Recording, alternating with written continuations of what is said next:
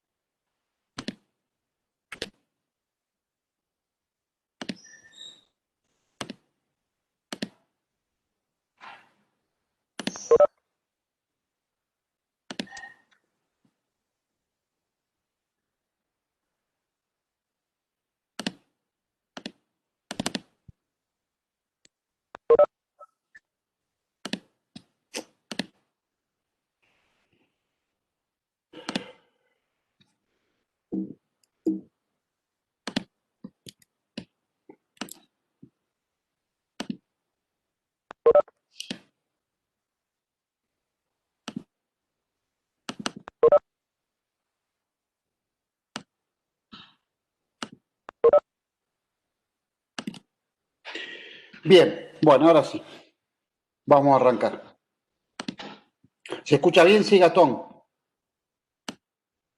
Perfecto. Perfecto, clarito. Bien. Bien.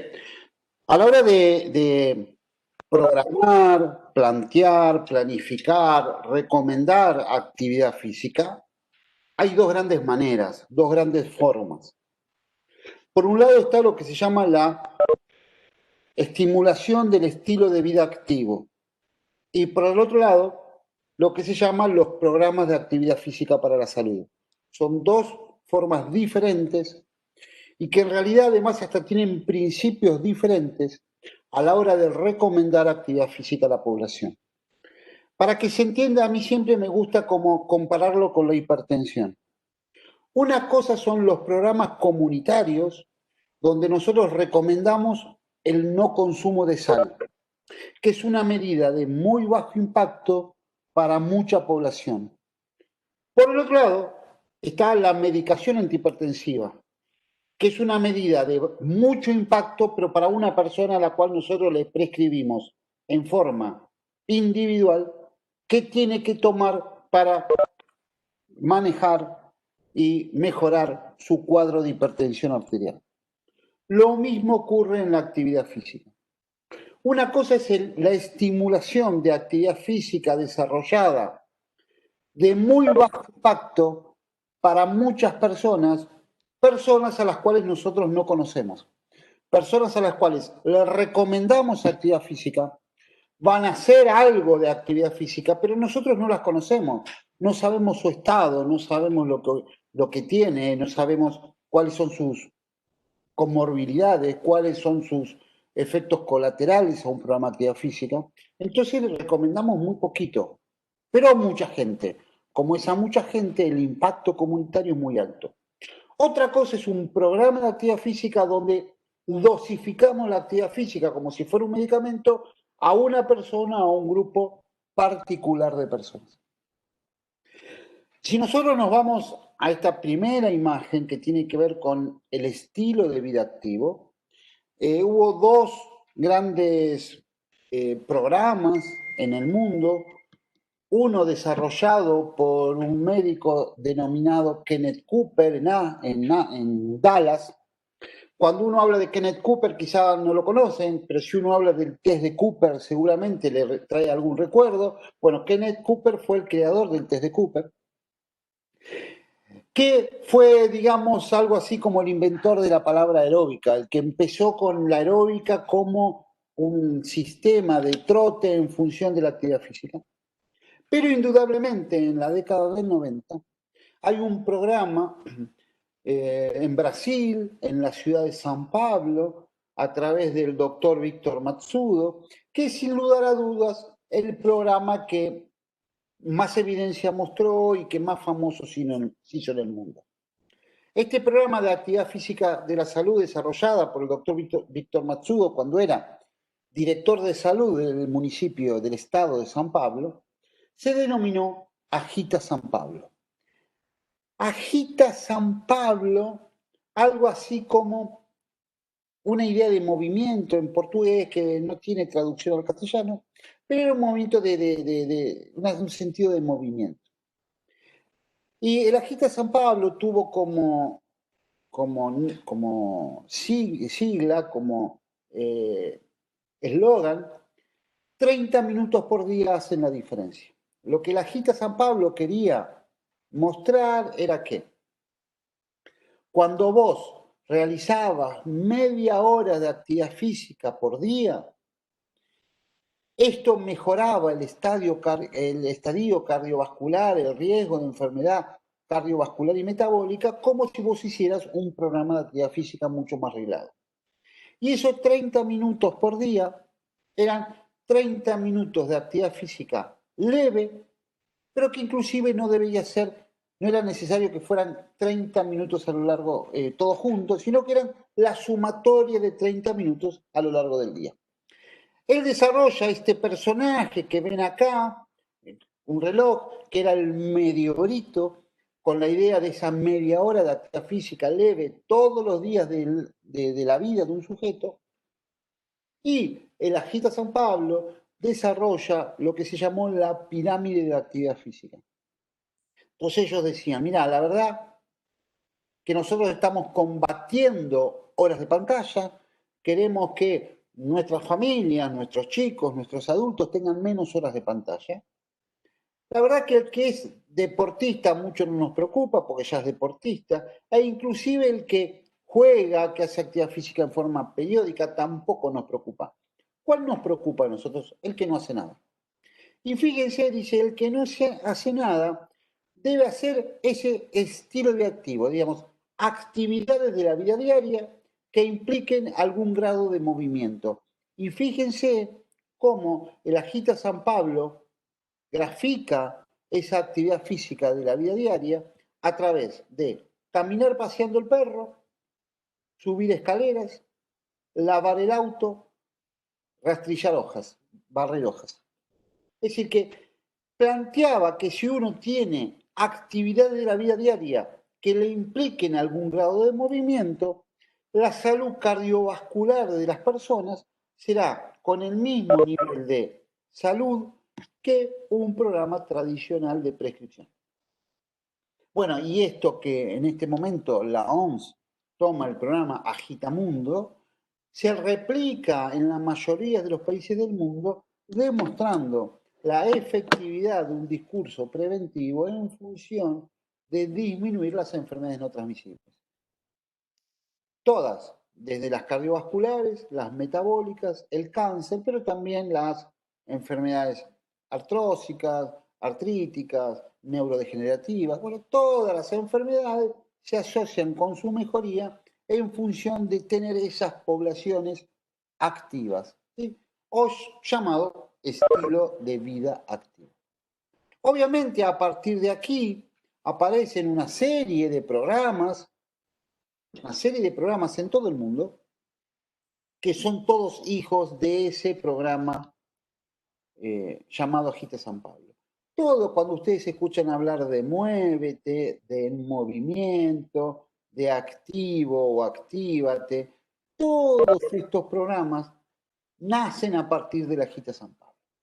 Fíjense, en Latinoamérica es bastante común, la Red Colombiana de Actividad Física, Red Colab, nacida en el año 2002, y cómo habla de promover la actividad física y hábitos de vida saludable, aumentar los conocimientos sobre los beneficios de la actividad física, aumentar el interés en líderes de opinión y políticas públicas, aumentar la producción, difusión y uso de evidencias científicas sobre la actividad física, iniciar y continuar intervenciones locales sostenidas en la promoción de la actividad física para la salud. Bueno, esto hoy ya es bastante conocido, es bastante utilizado, pero así uno puede observar Muévete Bolivia, más o menos para la misma fecha, creación de proyectos espacios saludables, identificación de aliados estratégicos para promover la actividad física en instituciones privadas y públicas, talleres de capacitación en promotores, sensibilización de alcaldes, de políticos locales, incorporación de actividad física en los programas de los ministerios de salud, fortalecimiento de la promoción de actividad física a nivel de los consejos de deporte, elaboración de material informativo, etcétera, etcétera. ¿Me escuchan? Sí, perfecto. Perfecto. Bueno, Vida Chile, programa desarrollado por el Ministerio de Salud de Chile, fíjense, en el mismo comportamiento, en el mismo sentido, elaboración de recomendaciones y mensajes educativos para promover la actividad física en la población general, campañas comunicacionales para promover el estilo de vida saludable, actividades comunitarias en plazas, espacios públicos, talleres de actividad física en consultorios de atención primaria, promoción de la actividad física en niños, niñas y adolescentes, pausas activas en el ambiente laboral, apoyo a las investigaciones y desarrollo de recursos humanos. Fíjense que en el mismo sentido, todo lugar, todo momento es pasible de ser aplicado desde la promoción de la salud, desde la estimulación del movimiento para todas las edades y todas las personas. Pero fíjense que siempre estamos hablando de promover salud, promover formas de movimiento, cosas muy suaves, cosas muy simples, pero que nos mejoren.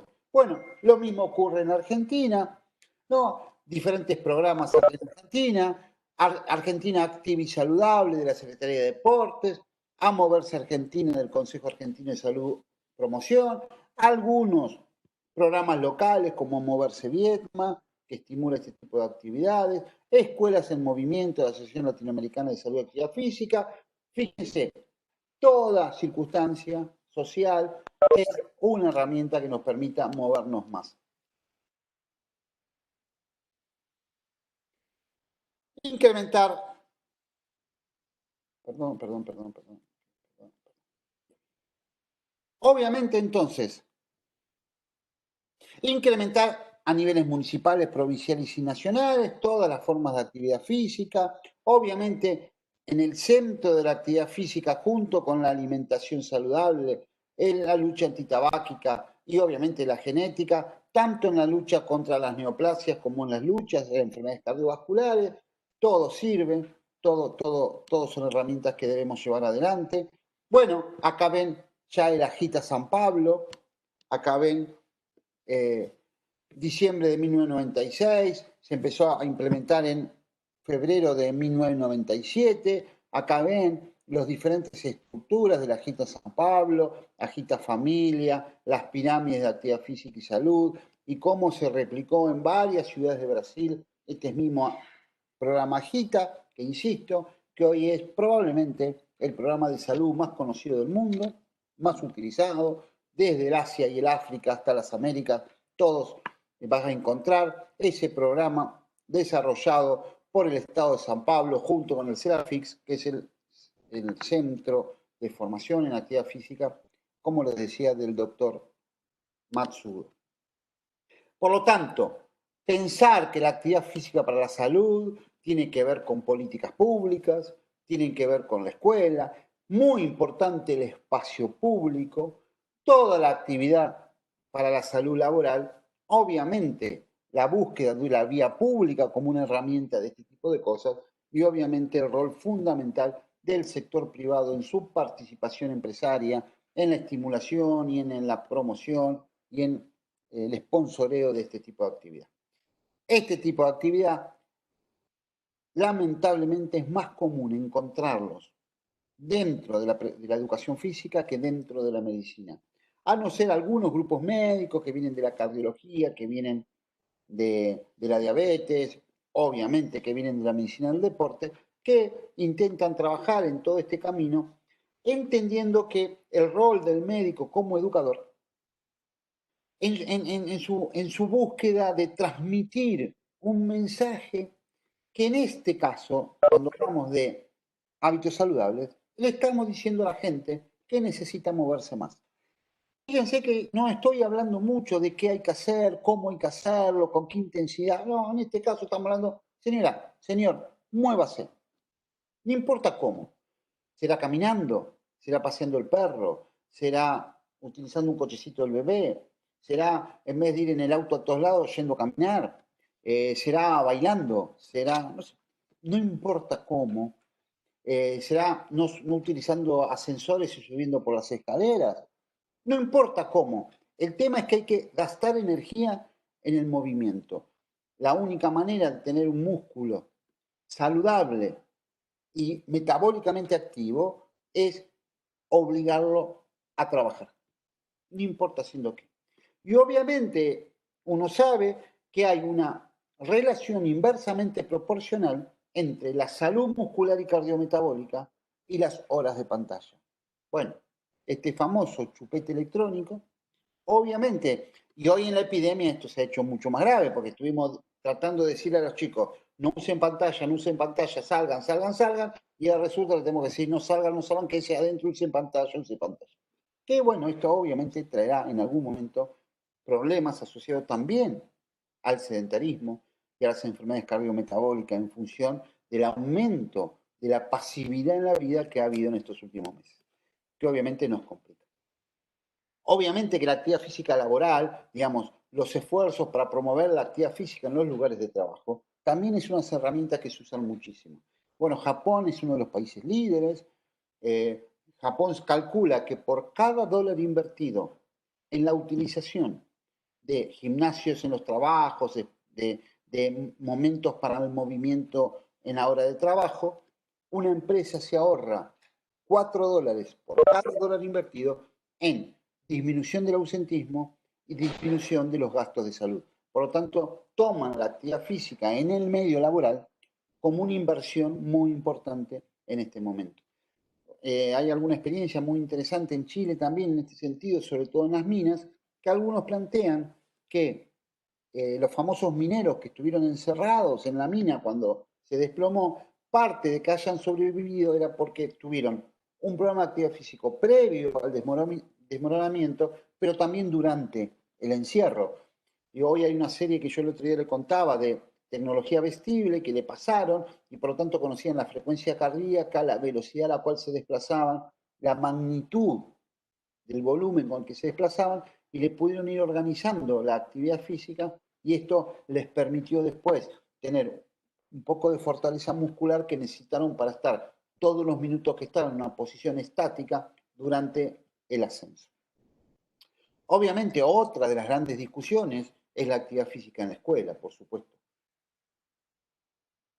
porque realmente hay una enorme preocupación mundial y obviamente también en Argentina acerca del aumento de los niveles de obesidad infantil y de sedentarismo en los chicos en nuestras poblaciones.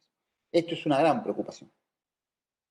Bueno, y una de las grandes discusiones es cómo hacer para que la escuela sea además un ambiente de estimulación, de promoción de este tipo de actividades en los chicos desde edad muy temprana. La educación física en la escuela es una herramienta que se está discutiendo en el mundo. Ustedes no sé si saben, en general la cantidad de horas de actividad física no son demasiado importantes. Los chicos hoy han perdido la calle como parte de su actividad física para la salud y por lo tanto buscarles ambientes donde lo puedan desarrollar obviamente es una herramienta preventiva trascendente e importante.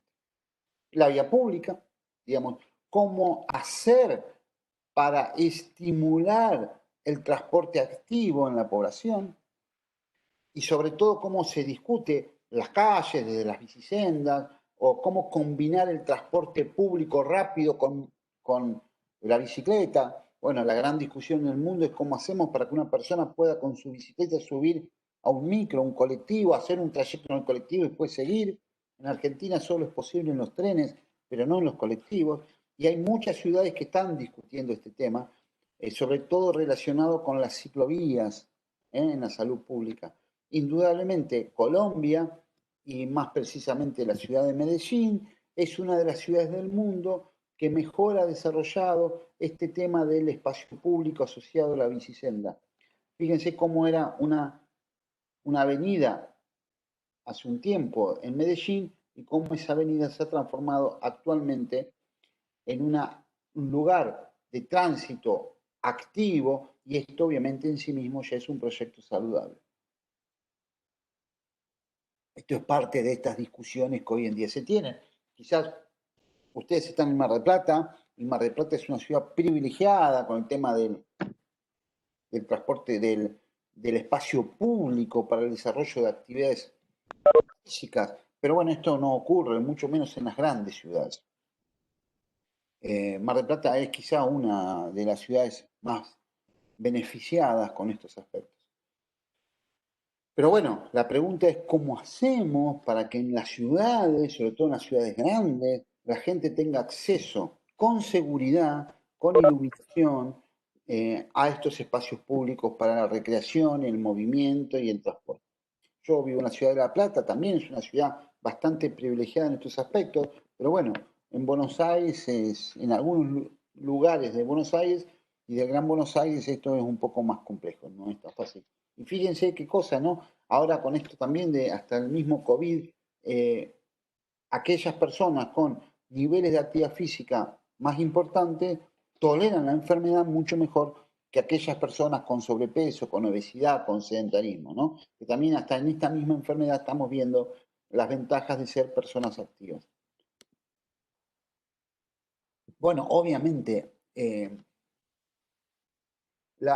los países en la OMS, los presidentes se juntaron solo 2 veces por problemas de salud. El primero en la aparición del SIDA, cuando no se sabía bien qué iba a ocurrir con el SIDA. Y el segundo son por las enfermedades no transmisibles. Entonces, indudablemente para los países del mundo, las políticas públicas asociadas a encontrar formas, mecanismos y espacios del desarrollo de movimiento es hoy una prioridad. Una prioridad por el dinero que ahorran, porque además está asociado al bienestar, porque obviamente la disminución del consumo de medicamentos que hacen inclusive algunos grupos poblacionales especiales, como puede ser la tercera edad, digamos, un grupo de tercera edad asociado a un programa de movimiento consume muchísimo menos cantidad de medicamentos, de internaciones y de complicaciones que un grupo que no está asociado a un programa de movimiento.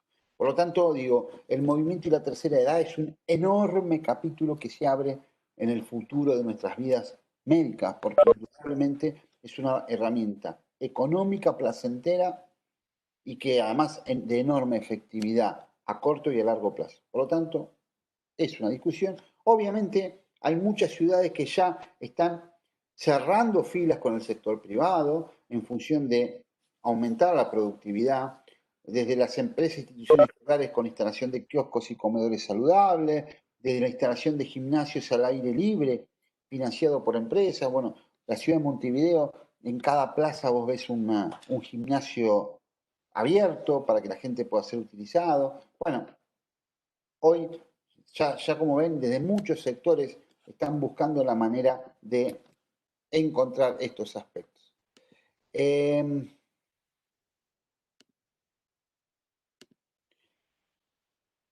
Por lo tanto, estos son aspectos iniciales relacionados a esta historia de la actividad física desde el punto de vista, insisto, comunitario. Nosotros ya vimos desde lo individual,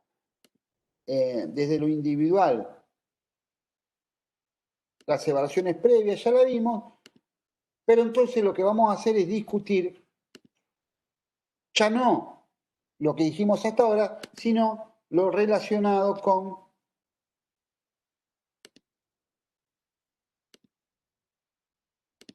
entonces ya no con el estilo de vida activo que vimos hasta recién, sino lo vamos a hablar con lo que es la actividad física para la salud. ¿Alguna pregunta de lo anterior que quieran hacer, tanto en forma oral como en el chat?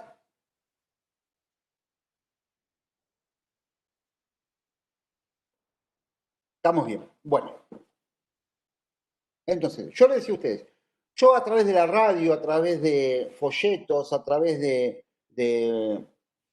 programas televisivos, a través de panfletos, a través de mensajes públicos, estimulo que la gente se mueva.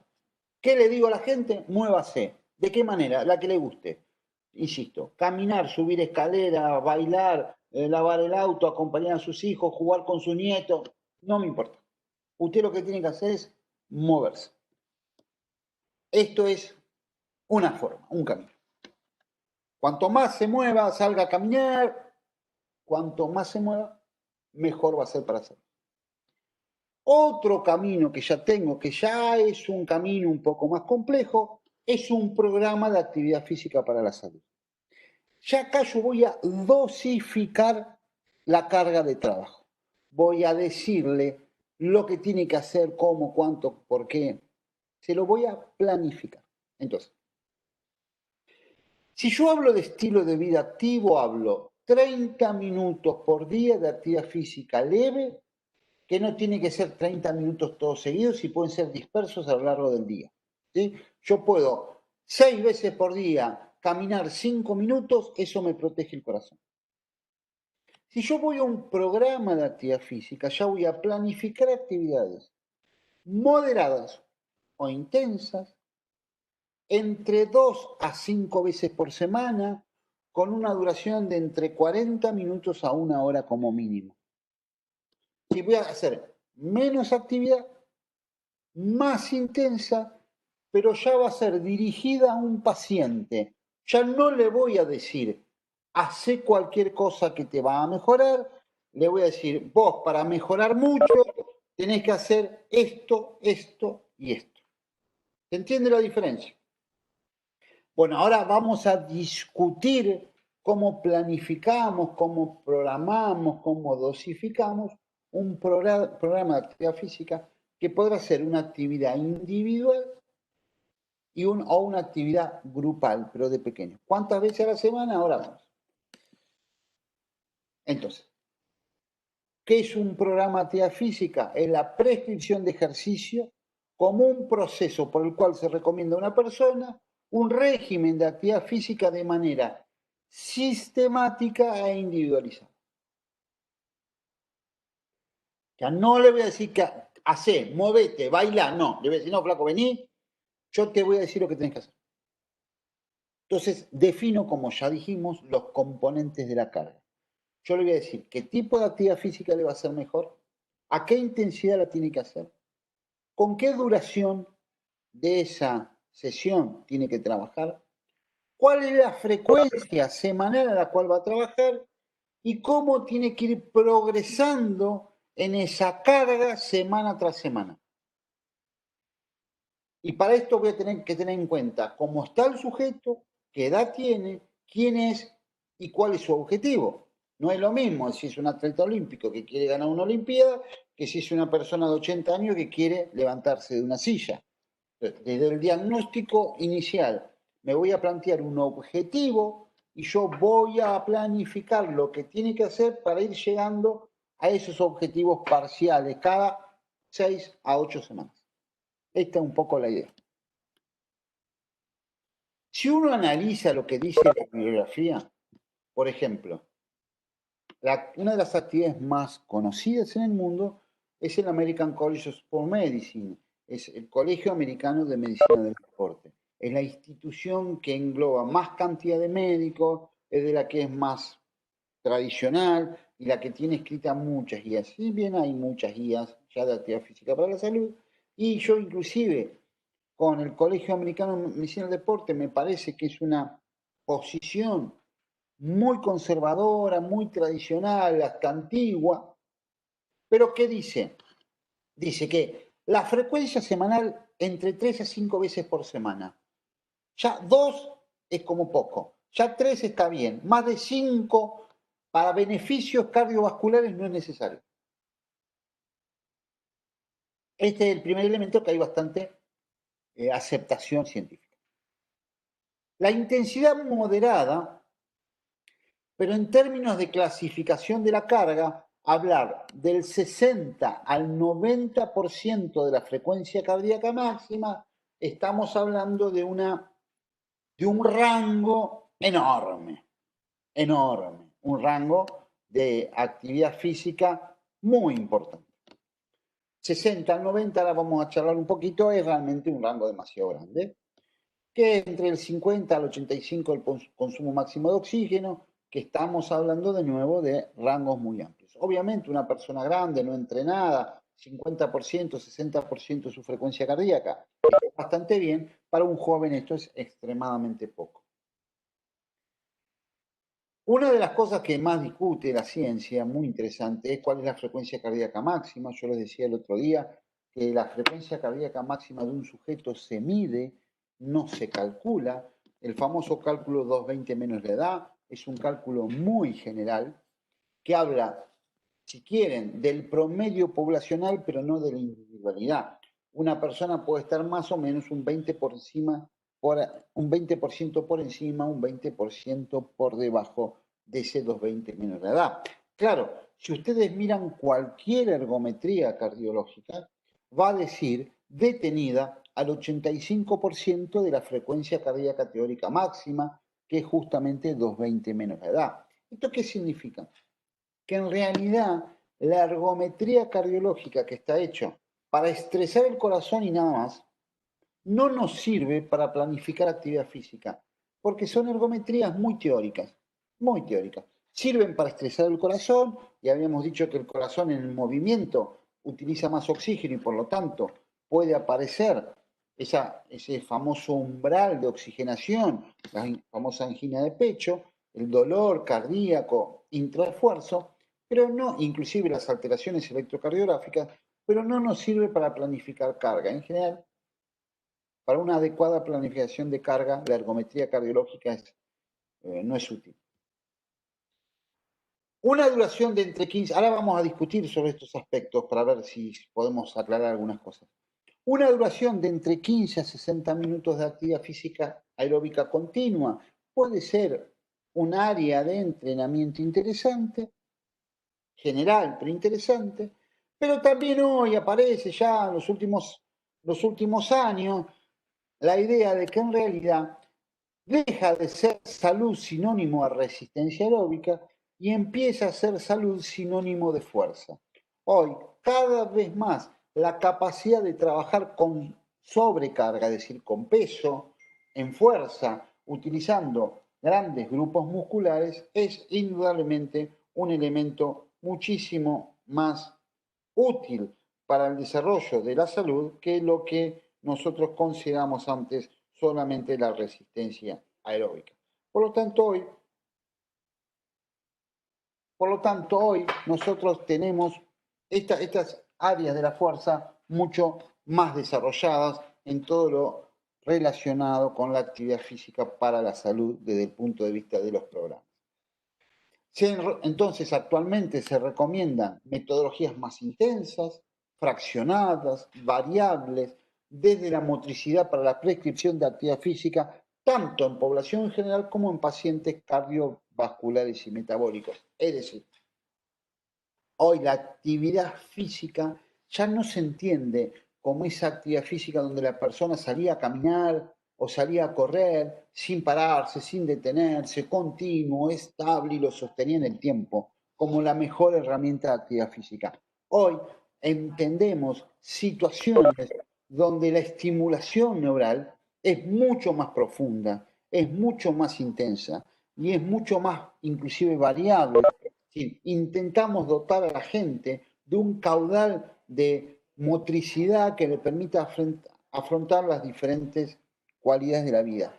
Y la realidad que hoy, y sobre todo en sujetos de la tercera edad, le damos mucha más importancia a la fuerza, a la estabilidad y a la capacidad de resolver problemas que solo a salir a caminar o salir a trotar en una situación de esfuerzo suave, continuo y estable. No es esto hoy las metodologías que más utilizamos. Lo que no quiere decir que no se pueda hacer. Si un sujeto sale a caminar 40 minutos 3 veces por semana, no está mal. Lo que estamos diciendo es que hay herramientas mucho más profundas para la mejoría del desarrollo del movimiento. No es que yo le diga a una persona, no, no camine. Ahora, si alguien viene a mi consultorio y me dice, doctor, me siento mal, tengo un síndrome cardiometabólico, ¿qué puedo hacer? No le voy a decir salga a caminar. Le voy a decir, mira, venite al gimnasio que nosotros te vamos a mejorar en 4 a 6 semanas muchísimo tu perfil de movimiento. Y no va a empezar haciendo bicicleta 30 minutos, sino va a empezar haciendo circuitos de fuerza, que eso le va a generar adaptaciones mucho más rápidas, mucho más intensas y mucho más duraderas que lo que sería caminar. Teniendo en cuenta que la actividad física, cuando yo dejo de hacerla, dejo de adaptarme y vuelvo con algún grado de velocidad a la situación anterior. Si yo entrené 6 semanas, después en 6 semanas vuelvo a estar como estaba antes. Seguramente el hacer actividad física me va dando una memoria genética, pero igual debo desarrollarlo y mejorarlo.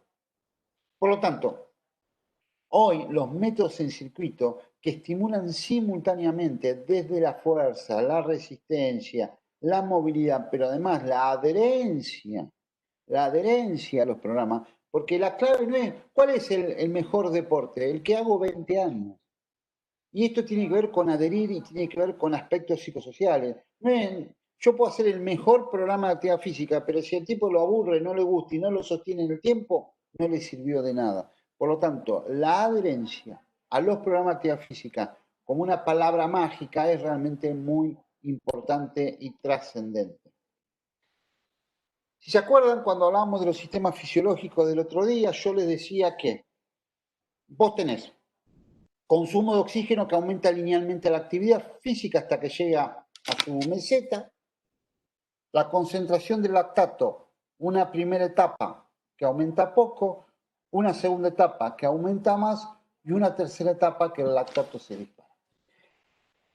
Sería interesante que los médicos entiendan a la hora de prescribir, por lo menos, si no quieren 3 fases, como las describimos el otro día, 2 fases. Digamos, una fase de baja intensidad y una fase de alta intensidad de trabajo aeróbico, siempre hablando de lo aeróbico. Una fase donde el sujeto, si quieren, desde el punto de vista clínico, tiene una agitación muy controlada, acá puede hablar, no se agita, no respira de esta manera, la persona puede ir corriendo al lado de alguien charlando, pero cuando supera este punto umbral, este punto de aumento de concentración del lactato en sangre, de ácido láctico, por una acidosis metabólica producida por la intensidad de la tasa de utilización energética, va de la mano una compensación alcalina a través del bicarbonato. Y esto hace que en esta compensación haya un aumento en la secreción de dióxido de carbono. Ese aumento de la secreción de dióxido de carbono es el que nos produce una estimulación de los centros respiratorios y por lo tanto una taquipnea. Es decir, que en la medida que nosotros pasemos, esto imagínense que es intensidad de carrera, velocidad. Vamos corriendo cada vez más rápido, más rápido, más rápido. Cuando nosotros pasamos esta velocidad, hay un aumento de la concentración del lactato en sangre, hay un aumento de la eliminación del dióxido de carbono, hay un aumento de la frecuencia respiratoria y por lo tanto acá aparece una taquipnea. Entonces, nosotros el entrenamiento aeróbico lo podemos dividir inicialmente en 2 grandes momentos, siendo todo entrenamiento aeróbico.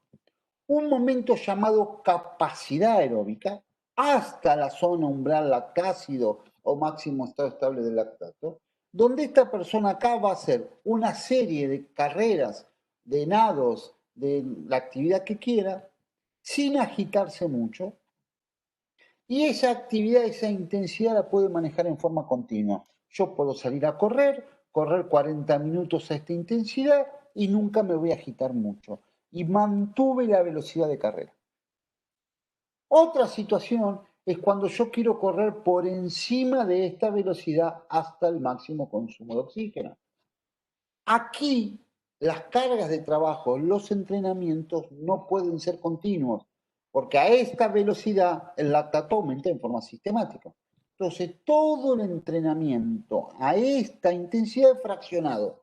¿Qué quiere decir fraccionado? Un rato corro, un rato paro. Un rato corro, un rato paro. Y lo fraccionado puede ser de 2 maneras. Lo llamado interval training o entrenamiento intervalado, que es lo que corro es más de un minuto más y paro un minuto más. Corro 1 minuto, paro 1 minuto. Corro 2 minutos, paro 1, 2 minutos. Corro 5 minutos, paro 1 a 5 minutos. Depende de la intensidad, el nivel y el sujeto. O llamado fraccionado intermitente. corro 15 segundos, paro 15 segundos, corro 15 segundos, paro, y así durante muchos minutos. Que esto es lo que va de la mano más con los deportes con pelota. Entonces, obviamente, cuanto más intenso corro, más mejoro, pero correr fraccionado con estos niveles de ácido láctico en sangre estimula mucho la secreción de adrenalina y noradrenalina y por lo tanto en un sujeto sedentario esta zona de trabajo podría estar asociado a eventos cardiovasculares. Entonces, cuando nosotros nos enfrentamos con un sujeto que nunca hizo nada y dice, doctor, tengo 50 años, tengo 40 años, hace mucho tiempo que no corro, quiero empezar a correr. ¿Nunca corriste? No, nunca corriste. Y nos plantea, ¿qué hago? Pero quiero correr, la verdad que tengo ganas, no, me separé, quiero ir con un grupo de amigos o de amigas, me quiero meter en un grupo de running, ¿cómo puedo hacer? ¿Qué cosa le decimos? Lo primero que le decimos que es muy importante entender que a mayor nivel de estabilidad lumbopélvica y a mayor nivel de fuerza, se va a sentir mejor para correr y va a tener menos riesgos. En general, mi recomendación es que una persona que quiere empezar a correr, idealmente el primer mes o los primeros 3 meses, tiene que ir a un buen gimnasio, que le fortalezcan los abdominales, los espinales, los dorsales, las piernas, las articulaciones y mejore su movilidad. No es ideal para mi gusto empezar corriendo. Pero vamos a suponer que ya fue sus 3 meses al gimnasio, hacer fuerza, estabilidad, coordinación, agilidad, se siente mucho mejor, o directamente dice, no, doctor, a mí el gimnasio me aburre, yo no quiero saber nada, yo quiero empezar a correr. Bueno, le avisamos los problemas que puede tener, sobre todo a nivel de las rodillas, el síndrome patelofemoral, o a nivel de las caderas, un síndrome piramidal, una fascia lata, bueno, las cosas que le pueden pasar por no tener fortaleza suficiente, pero vamos a suponer que se encapricha ahí y dice, yo lo único que quiero es correr. Y acá tenés dos opciones. Una opción es decirle, mira, corre muy despacio todo lo que puedas, que en general es una opción de muy malos resultados. No nos sirve. ¿Por qué? Porque sale de la casa a los 10 minutos, le duele todo, está cansada, vuelve a su casa, al otro día le dolió todo, no le sirvió de nada. O decir, mira, vos vas a trabajar suave, porque no podés trabajar acá, no, pero vos no vas a trabajar todo junto. Por ejemplo, una forma muy fácil. Mira, a una velocidad que no te agites mucho, lo que vas a hacer es vas a correr un minuto y vas a y vas a caminar un minuto. Correr un minuto, caminar un minuto. ¿Y así cuánto? Bueno, idealmente 30 minutos. Bien, esperaremos a ver cuánto tiempo tarda, si la primera semana ya puede ser, la segunda, la tercera, hasta que un minuto, por lo menos, en este sistema de correr, caminar un minuto y correr un minuto, termina esos 30 minutos. A veces, si la persona lo entiende y quiere, directamente ni siquiera un minuto. Le decimos, hacelo 15 segundos. Corre 15 segundos, camina 15 segundos, corre 15 segundos, camina 15 segundos. Eso lo haces en un bloque de 6 minutos, descansás 2 minutos y lo volvés a hacer. Cualquiera de las herramientas, depende del paciente, lo podemos hacer. Pero vamos al más tradicional, que es minuto por minuto. Vamos a suponer que esa persona ya corre un minuto, se banca esos 30 minutos, está bien. Y si la segunda semana, ¿qué hago? Ahí tenemos que correlacionar los diferentes componentes de la carga. La intensidad, la duración y lo que llamamos la densidad, la relación trabajo-pausa. Yo no puedo a ese sujeto aumentarle al mismo tiempo la intensidad y al mismo tiempo la duración de lo que va a hacer. Vamos a suponer que en ese minuto por minuto esa persona corrió 4 kilómetros. Perfecto. Sí, corrió 15 minutos y caminó 15 minutos. A la otra semana, ¿qué le voy a decir? Mira, vos ahora podés irte ya a un sistema 2x1. Correr 2 minutos y caminar 1 minuto. Pero si yo le digo 2x1 durante 30 minutos, en esos 30 minutos pasó de correr 15 a correr 20. Entonces hizo más densidad, del 1-1 pasó al 2x1 e hizo más volumen. De correr 15 minutos pasó a correr 20 minutos y corrió un 30% más. Esto suele ser mucho. Entonces la idea es semana tras semana ir aumentando un 10% de intensidad o un 10% de volumen. Entonces nosotros le podemos decir, mira, ya corriste 3 veces la primera semana, minuto por minuto, cómo te sentís bien. Bueno, la segunda semana, un día corré 2 por 1, pero el resto de los días seguí 1 por 1. Y así le vamos construyendo, del 2 por 1 pasa al 3 por 1, o del 2 por 1 30 minutos pasa al 2 por 1 35 minutos, o 40 minutos, lo vamos a ir llevando entre duración y volumen. Y nos dice, no, pero doctor, me siento bien, esta semana quiero correr un poquito más rápido, listo. ¿Cómo venís? 3 por 1. Bueno, ahora, seguí 3 por 1, el mismo volumen, un poquito más rápido. Y lo vamos trabajando, vamos modificándole entre la intensidad, el volumen y la densidad, cómo ese sujeto puede aproximarse a una forma de entrenar. Generalmente decimos, cuando llega al 5 por 1, 40 minutos, esa persona ya puede entrar en un sistema de entrenamiento, pues ya está muy bien. ¿Y cuánto tarda? Y por ahí tarda 6 meses. A ver, ¿cuánto, doctor? Y hace 20 años que no hace nada, y vos me decís que 6 meses es mucho. No, no es mucho. Obviamente, si encima tiene sobrepeso, la fuerza ocupa un lugar mucho más preponderante que si no lo tiene. Pueden hacer circuitos con su propio peso corporal, pueden hacer estructuras y formas de trabajo que les permiten ese tipo de mejoras. Bien, espero que se entienda. Esto sin ver sus caras, saber si están entendiendo algo o no están entendiendo nada es bastante difícil, pero vamos a suponer que están entendiendo. Por lo tanto, fíjense en ese viejo paradigma, no a los cambios de ritmo, no a la alta intensidad inicial, esperar 20 a 30 minutos para quemar grasa, trabajar en meseta, en plató, forma sostenida, sin lactato, sin detenciones, de baja intensidad y larga duración, ya es un paradigma que nosotros hemos dejado bastante de utilizar. Profe, entonces, siempre nos conviene hacer ejercicio fraccionado y no todo seguido, a no ser que seas un maratonista, siempre es mejor. Lo que pasa es que ahí vamos combinando. No, el proceso de adaptación se da en todos los sujetos, esto es lo mismo que hacemos en el deportista, pero en general vamos combinando. Algo interesante que está preguntando Leira. Vamos a ver, esperen, ¿puedo volver? Ahí. A ver, trabajos a este nivel generan más utilización glucogénica que trabajos a este nivel. Entonces, vamos a suponer que alguien que ya está mejor me dice, doctor, yo quiero todo el tiempo, quiero mejorar, mejorar, mejorar. ¿Tengo que hacer todos los días trabajo fraccionado de alta intensidad a este nivel? No, eso es un error. Yo tengo que tener un equilibrio entre los trabajos de alta intensidad y los trabajos de baja intensidad. Es decir, si yo preparo, como le decía el otro día, un microciclo semanal, yo no voy a trabajar solo fraccionado al palo. Yo haré 3 veces por semana, yo haré un trabajo continuo, un trabajo fraccionado de baja intensidad y un trabajo fraccionado de alta intensidad. Digamos, voy acompañando volúmenes de baja intensidad que me mejoran los depósitos glucogénicos con volúmenes de alta intensidad. Tengo que llevar a un equilibrio, no es cualquier cosa, es un equilibrio. Pero además hay que tener en cuenta que los trabajos a este nivel me demandan un consumo de hidrato de carbono mucho mayor que los trabajos a este nivel. Es decir, yo no puedo trabajar trabajos fraccionados y no comer hidrato de carbono. Deberé elegir los hidratos de carbono complejos, en cantidades moderadas, dejar los azúcares, todo eso sí. Pero yo no puedo dejar de consumir hidrato de carbono. No estamos de acuerdo con las dietas cero en hidrato de carbono. Cuando la persona llegaría a 5 por 1 de alta intensidad, pasaría a incorporar la actividad anaeróbica. Nosotros, actividad lactácea, que es una actividad de una persona muy agitada, con sensación de náusea, no la recomendamos en los pacientes sedentarios. No es necesario. Preferimos alta intensidad aeróbica y no anaeróbica. Nosotros no desarrollamos.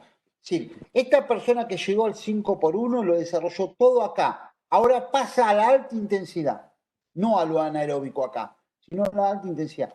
No les recomiendo trabajos lactáceos. No está bueno. Por eso soy una persona que el CrossFit tradicional no me gusta, porque son trabajos muy lactáceos. Prefiero circuitos más cortos que trabajos tipo CrossFit. Bueno, esto ya se lo mostré el otro día, pero fíjense que hoy se recomienda más los trabajos con pesos libres que me estimulan más mi coordinación de movimiento que los trabajos con máquina. Hoy indudablemente es muchísimo más saludable una barra, una mancuerna que las máquinas que me generan un control de movimiento no adecuado para mi motricidad.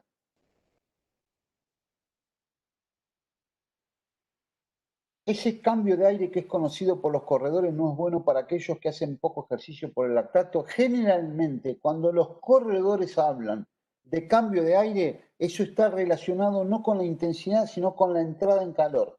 Ustedes sepan que la mitocondria tiene un tiempo de activación para poder metabolizar la energía aeróbica y entregar la energía aeróbica para el trabajo. Entonces, si yo salgo corriendo muy rápido, por ahí la mitocondria todavía no está activada, todavía el ciclo de Krebs no está activado, y eso me genera una acumulación rápida de lactato que no es bueno a la hora de trabajar. Tiene que ver con eso, el cambio de aire, y no con que están corriendo muy rápido.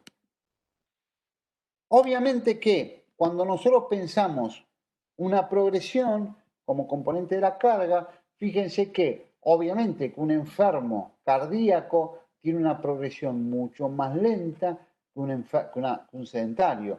El sedentario en 16, 20 semanas ya está dentro de un sistema de trabajo de intensidad y duración de entrenamiento deportivo, mientras un enfermo cardíaco por ahí tarda más de un año en alcanzar un buen nivel de estimulación. Y esto tiene que ver con los niveles previos de actividad. Esto es muy importante. Entonces, más de un 5 a 10% de semana tras semana no es lo que nos gusta. Y generalmente trabajamos, aumentamos 3 semanas y bajamos una. Digamos, si yo una semana hice 10, la otra 11, la otra 12, la otra 13, bajo a 12. Vuelvo 13, 14, 15, 16, bajo a 15. 16, 17, es decir, voy llevando una escalera con un descanso cada tanto. Este es el sistema más interesante para planificar la actividad. Pero además, nosotros, nuestra sesión de trabajo, la entrada en calor siempre está basada en trabajo de zona media. Nunca, no arrancamos nunca por el aeróbico. Siempre. Primera parte de la sesión, zona media. Abdominales, plancha, elevación de pelvis, algo de fuerza, lo que quieran. Una segunda parte donde hacemos trabajo de flexibilidad estática corta, nunca más de 6 segundos, para no disminuir las respuestas explosivas, y flexibilidad dinámica. ¿A quién llevas? No, es muy pesado, Martín. Bueno, Fanny, estás charlando con tus hijos, Fanny. Bien. Trabajos de fuerza en grandes grupos musculares, preferentemente pesos libres, entre 6 a 8 repeticiones por serie. No nos gustan las 10, 12, 15 repeticiones. Después de un trabajo de fuerza, insisto, con 4 o 6 movimientos es suficiente. Uno de hombro, uno de espinal, uno de pectoral, alguno de piernas, alguno de glúteos, dominadas, lo que les gusta hacer. Un trabajo en circuito combinando fuerza para mejorar las respuestas metabólicas a la fuerza. Y si quieren actividad aeróbica, posterior, al final del trabajo. Lo aeróbico siempre al final. Y se termina con una vuelta a la calma que incluya movilidad articular y flexibilidad de acuerdo a las características de cada sujeto. Esto es nuestra sesión normal. No nos gusta la sesión de primero 30 minutos en bicicleta para entrar en calor, después 12 a 15 repeticiones y después mucha flexibilidad. No es lo que nos gusta a nosotros. No es lo que se usa hoy en el mundo. Ni en el entrenamiento ni en la actividad física para la salud. Obviamente que en el enfermo cardiovascular dependerá de las características, pero más o menos hoy se trabaja sobre también muchos circuitos, mucho trabajo de fuerza, no mejorando mucho la característica de la movilidad de los sujetos, no tratando de que no se agiten, y con una progresión de 1 o 2 METs, para que se nos diga, cada MET equivale más o menos a correr a 1 kilómetro por hora, digamos. 10 kilómetros por hora, 10 metros, 11 kilómetros por hora, 11 metros. Entonces, uno puede ir construyendo una actividad física así también progresiva. Es muy importante que en el enfermo cardiovascular el control de la tensión arterial, ustedes piensen que el doble producto es un elemento muy importante de isquemia. Entonces, no es lo mismo trabajar con 200 latidos y 150 de frecuencia cardíaca que con 120 de tensión arterial y 100 latidos, digamos. No tiene nada que ver. El doble producto es algo que se utiliza mucho en el control de la carga durante el enfermo cardiovascular. Esto se lo mostré el otro día. No se lo voy a volver a mostrar. Bueno, la frecuencia cardíaca, que también se lo mostré. Hoy utilizamos mucho el concepto de variabilidad de la frecuencia cardíaca. ¿Qué es la variabilidad de la frecuencia cardíaca?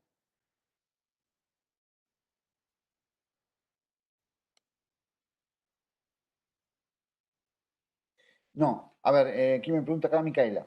Profe, cuando vos te referís a que es preferible que la persona arranque el gimnasio antes de arrancar a correr, ¿sería para preparar los pequeños grupos musculares? No, justamente es preparar los grandes grupos musculares.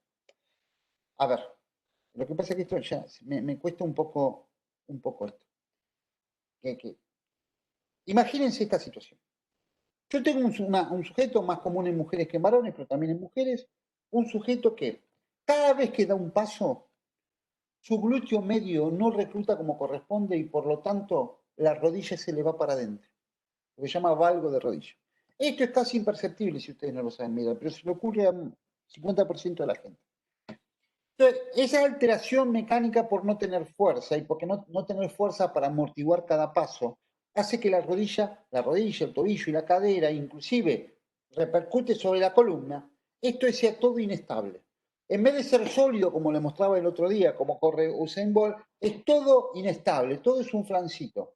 Ese flancito de la persona de cada apoyo hace que las estructuras, tanto ligamentarias como tendinosas, estén sometidas a sobrecargas de cizallamiento horizontal. Y además, hay músculos que no están preparados para ser de sostén, que tienen que intentar ser sostén, como por ejemplo el músculo piramidal o por ejemplo el psoas. Entonces, esa persona que quiere correr sin fuerza inicial, lo único que hace es sobreestresar estructuras óseas, musculares, tendinosas, ligamentarias. Entonces, a la larga, esto termina con un problema lesional. Si yo primero soy más fuerte, más sólido, lo que hoy en el mundo se utiliza como en inglés mucho la palabra más robusto, la palabra robustez, es una palabra que se está utilizando mucho. A medida que yo soy tengo mayor robustez, voy a tener menores lesiones. Un síndrome compartimental, una fractura por estrés de tibia o de quinto metatarsiano, un dolor en la fascia lata, un dolor en el piramidal, una pubalgia, una lumbalgia, un montón de elementos.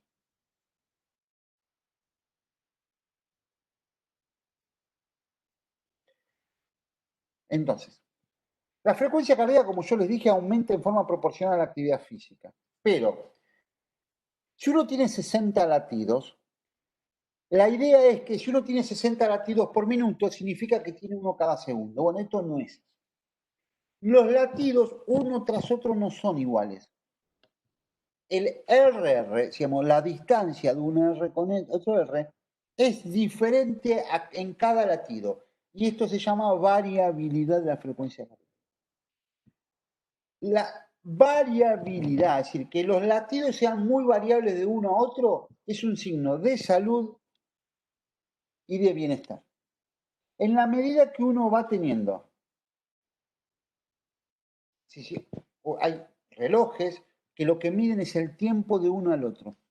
En la medida que uno va estando fatigado, va estando con enfermedad cardiovascular, va estando con lo que se llama el sobreentrenamiento o va corriendo muy intenso, la variabilidad se achica, es decir, cada latido es igual al otro. En vez de ser, como en este caso, un latido de 0,88 segundos, uno de 79 y uno de 0,73 segundos, y esta variabilidad que fíjese que va de 0,73 a 0,88 es normal, cuando una persona va perdiendo variabilidad significa que su riesgo cardiovascular, su riesgo de lesión deportiva o su fatiga está más cercano. Cuanto más variable soy, más normal y más saludable soy. Fíjense cómo la relación entre variabilidad de baja intensidad a menor variabilidad en el ejercicio de alta intensidad es un elemento ya publicado. Por lo tanto, Por encima del umbral yo pierdo variabilidad, por debajo del umbral yo gano variabilidad y esto es también normal. Entonces, hoy se está utilizando mucho este concepto de variabilidad frecuencia cardíaca en varios aspectos relacionados sobre todo al control de la enfermedad cardiovascular. Seguramente es algo que ustedes el día de mañana va a ser mucho más escuchado y mucho más común, pero hoy lo estamos ya usando mucho y ya hay algunos relojes comunes y algunas aplicaciones que ya analizan este concepto en forma muy fácil y muy útil. Bien, tengan cuidado con el tema de los pacientes cardiovasculares y los beta bloqueantes, porque acuérdense que el beta bloqueante no deja aumentar la frecuencia cardíaca, entonces es bastante habitual que un sujeto que está tomando un beta bloqueante no tenga aumento de la frecuencia cardíaca, pero dice, uy, tiene 90 latidos, está baja la intensidad. No, es que nunca va a aumentar. Sí, cuando se consumen beta bloqueantes se pierde la frecuencia cardíaca como una herramienta de control de la carga. Y también pasa algo parecido en la natación. Estar en la posición de acostado también hace que la frecuencia cardíaca aumente mucho menos que en posición de pie. Por lo tanto, hay que tener cuidado con ese tema. Bien. Vamos esto más rápido. Esto ya se lo conté la otra vez. Bueno, obviamente hoy, relacionado con la diabetes, la actividad física es una herramienta fundamental. La diabetes... la sensibilidad a la insulina aumenta el transporte de glucosa y disminuye la concentración de insulina plasmática, por lo tanto es clave el desarrollo de aumentar la insulina a través de los GLUT4. La disminución de la actividad física reduce la sensibilidad a la insulina y desciende la tolerancia a la glucosa. Por lo tanto, la actividad física es una herramienta muy importante en el tratamiento de la diabetes. Se calcula que el gasto calórico de 500 calorías día disminuye un 6% el riesgo de diabetes no insulino dependiente. La actividad física es inversamente proporcional a la glucemia 2 horas después de una carga de glucosa, sobre todo en diabéticos no insulino dependientes. Recuerden que los GLUT4 incorporan glucosa a la célula muscular a través de la insulina, pero el resto de los GLUT, 1, 2, 3, responden al ejercicio y yo no necesito insulina para incorporar azúcar al músculo. Por lo tanto, el resto de los GLUT no son insulino dependientes, pero responden muy bien a la actividad física. Por eso es que la actividad física aumenta la cantidad de la incorporación de glucosa al músculo sin necesidad de insulina. Bueno, obviamente todos los lípidos sanguíneos responden adecuadamente a la actividad física, todos, HDL, HDL2, la proteína del HDL, todos mejoran en respuesta a la actividad física. Los cánceres estrógeno dependientes disminuyen absolutamente en relación a la actividad física, todos los cánceres estrógeno dependientes, y esto es muy importante. En la diabetes aumenta el transporte y uso de la glucosa, disminuye la producción hepática de glucosa, disminuye la resistencia a la insulina y obviamente lo que hablábamos y está ya bastante aceptado. La American Diabetes Association dice que los deportistas con diabetes no deberían realizar ejercicios con glucemia mayores a 250 miligramos, no es recomendable, pero es inadmisible con glucemias mayor de 300 miligramos. Es decir, cuando yo tengo 3 gramos de glucosa, no puedo hacer actividad física. En este caso, hasta que yo no recupere la actividad física, está contraindicada inclusive en los diabéticos. De todas formas, en los deportistas diabéticos, que se hacen autocontroles permanentes, generalmente tienen valores basales de glucemia un poco más altos que la gente sin diabetes. ¿Por qué? Porque lo que el deportista le teme es a la hipoglucemia y no a la hiperglucemia. La hiperglucemia la maneja muy bien, si es moderada, menor de 250 idealmente, pero la hipoglucemia, si es un ciclista, por ejemplo, lo hace caerse de la bicicleta. Entonces, cuando uno trabaja con personas diabéticas y deportistas, siempre tiene que tener a mano, desde caramelos, Gatorade, inclusive en el maletín del médico del deporte tenemos siempre un glucagón. ¿Por qué? Porque lo único que no queremos es la hipoglucemia severa. De todas formas, es raro que un deportista diabético tenga hipoglucemia severa porque tienen un manejo de su diabetes mejor que la que podría hacer cualquier médico.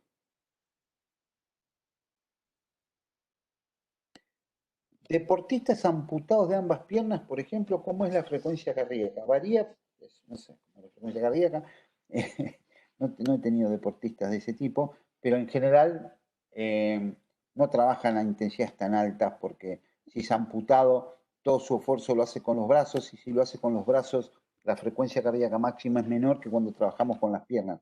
Así que la frecuencia cardíaca en el trabajo de brazos es menor, eso sí te lo puedo asegurar, es menor que en el trabajo de piernas, normalmente. Rubén, Sí. capaz que al final de la unidad de aprendizaje teníamos alguna actividad paralímpica, ¿te acordás? Estamos viendo si llegamos con los Estamos bloques. viendo por lo presencial, exactamente. Exactamente. Gracias por recordar. Estamos intentando ver si cuando empieza lo asistencial, si es que empieza, podemos hacer algún práctico con el grupo paralímpico de entrenamiento.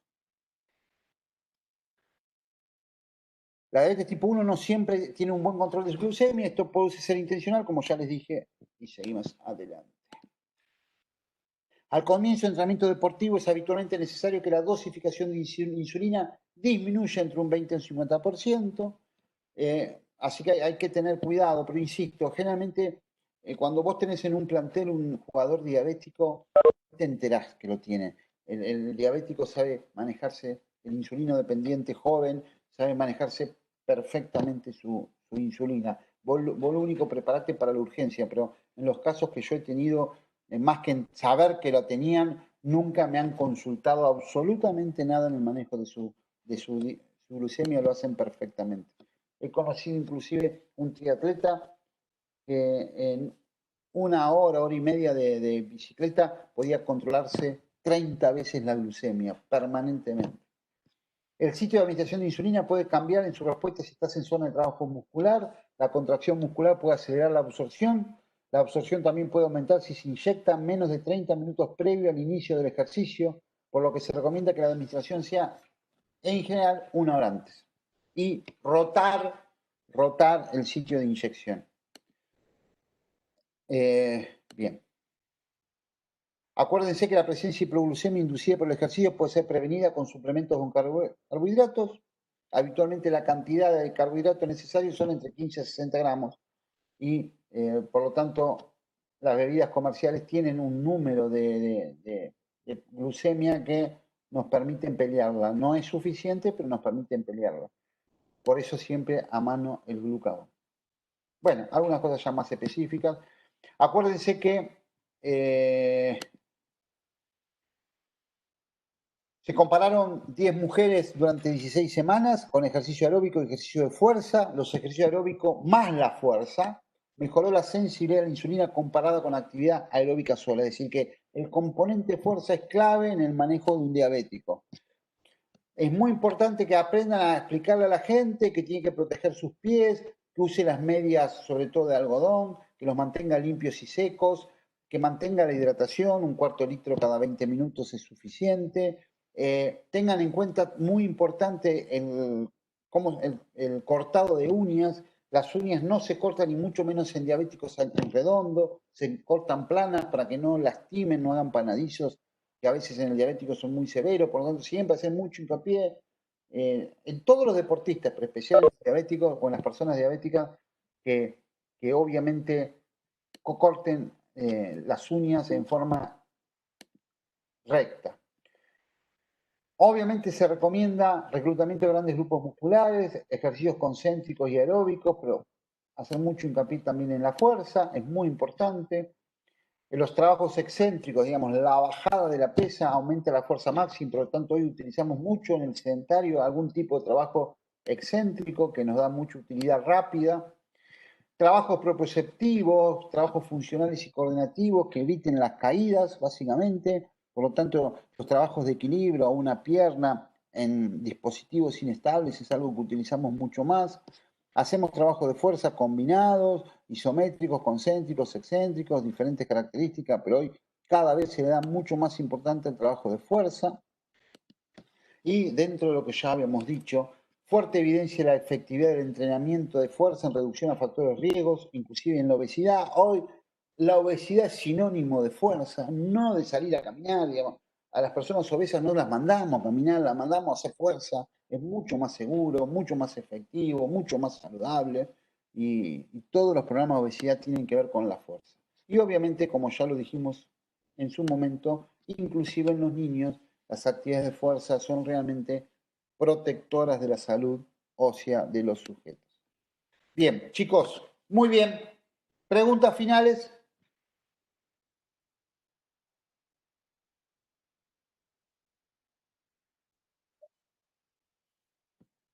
Preguntas finales a la 1.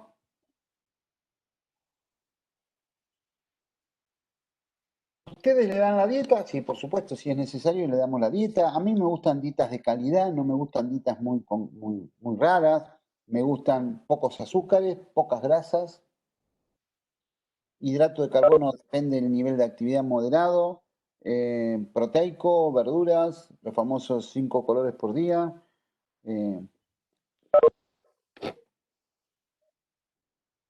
Una dieta general. Powerlifting en chico no, powerlifting en chico no tiene ningún sentido. Si powerlifting es un deporte, yo no sé a qué le llamás powerlifting. Powerlifting es un deporte que trabaja sobre muy poquitos movimientos y a ver quién levanta más pesa, por ejemplo, en un press de pecho. En los chicos, este deporte, powerlifting, obviamente que de ninguna manera es indicado. Si lo que hablamos es desarrollar algún trabajo de fuerza, básicamente complejo de punto de vista de movimiento, con todo el cuerpo, con pesos libres, en la enseñanza de la técnica sí lo hacemos. Pero no el powerlifting que estás hablando, insisto, en levantar. El powerlifting estrenan prácticamente en forma exclusiva el 100% del peso de la RM, es fuerza pura, ¿no? Esto no tiene ningún sentido en los chicos. Pero es un deporte, ¿eh? El powerlifting es un deporte especial. Me gustan más los ejercicios de la halterofilia que del powerlifting para los chicos.